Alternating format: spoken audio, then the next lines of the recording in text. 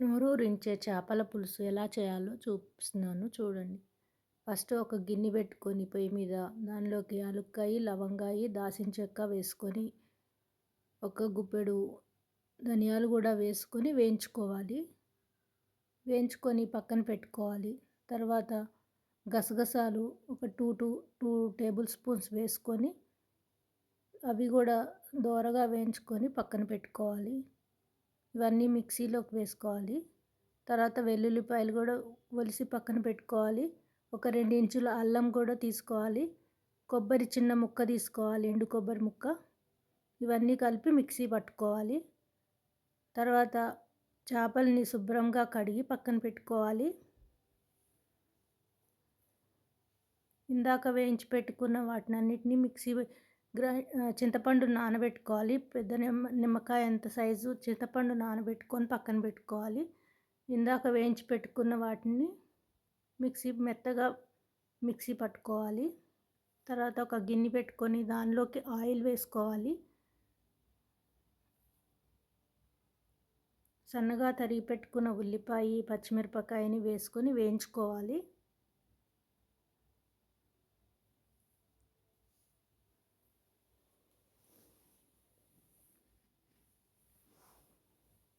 పచ్చివాసన పోయే వరకు వేయించుకొని దానిలోకి సాల్ట్ వేసుకోవాలి. ఒక టేబుల్ స్పూన్ సాల్ట్ వేసుకొని కలుపుకోవాలి.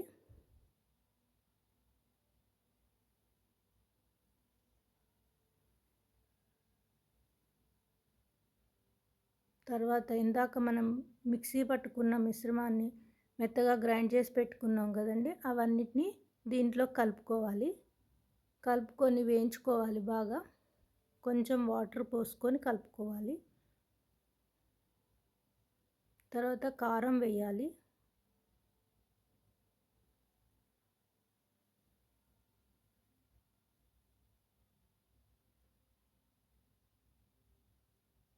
ధనియాల పొడి వేసుకోవాలి.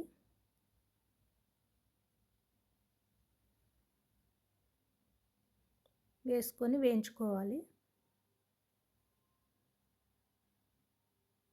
తర్వాత మనం కడిగి పెట్టుకున్న చేప ముక్కల్ని ఒక్కొక్కటిగా ఆ మిశ్రమానికి పట్టేటట్టుగా కలుపుకోవాలి. చేప ముక్కలకన్నిటికీ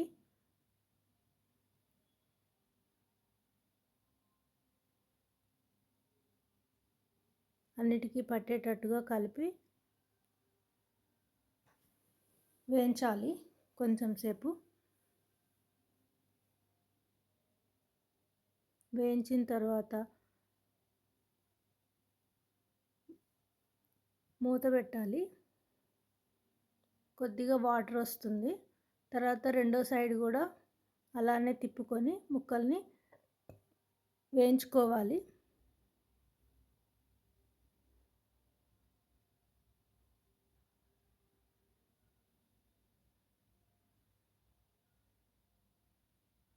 ముక్కలు ఒక్కొక్కటి టర్న్ చేసుకొని వేయించుకోవాలి విరిగిపోకుండా. చేప ముక్కలు తొందరగా విరిగిపోతూ ఉంటాయి. నిదానంగా తీసుకొని కలుపుకోవాలి. ఇప్పుడు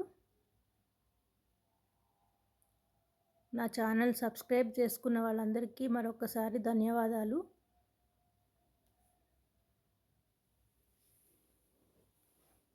సబ్స్క్రైబ్ చేసుకొని లైక్ చేయండి. మూత పెట్టుకొని కొంచెం సేపు ఉడకనివ్వాలి.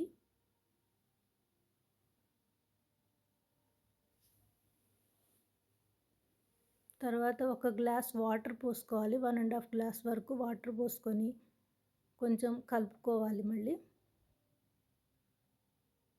తర్వాత ఇందాక నానబెట్టుకున్న చింతపండును కూడా గుజ్జు తీసి పక్కన పెట్టుకొని దానిని కూడా దీనిలోకి యాడ్ చేసుకోవాలి, ఈ వాటర్లోకి.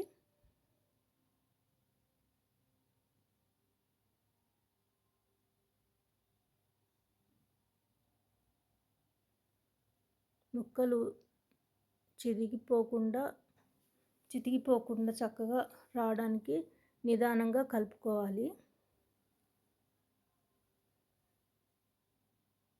ఇప్పుడు చింతపండు పులుసుని దానిలోకి పోసుకోవాలి.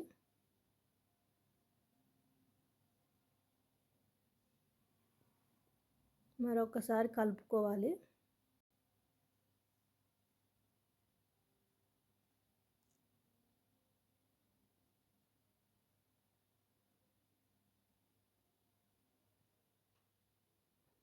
మూత పెట్టి కొంచెం సేపు ఉడకనివ్వాలి.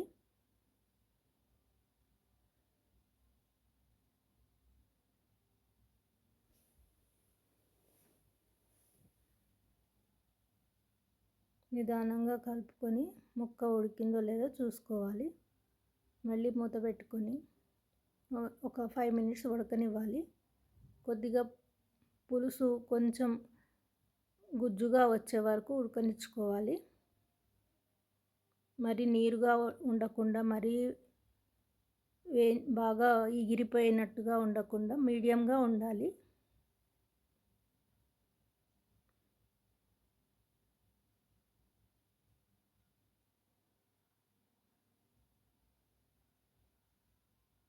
ఉప్పు, కారం సరిపోయిందో లేదో చూసుకొని ఒకసారి సరిపోకపోతే ఉప్పు, కారం కొద్దిగా వేసుకోవాలి. తర్వాత చివరిలో కొత్తిమీరని యాడ్ చేసుకొని వడ్డించుకోవడమే ఫ్రెండ్స్.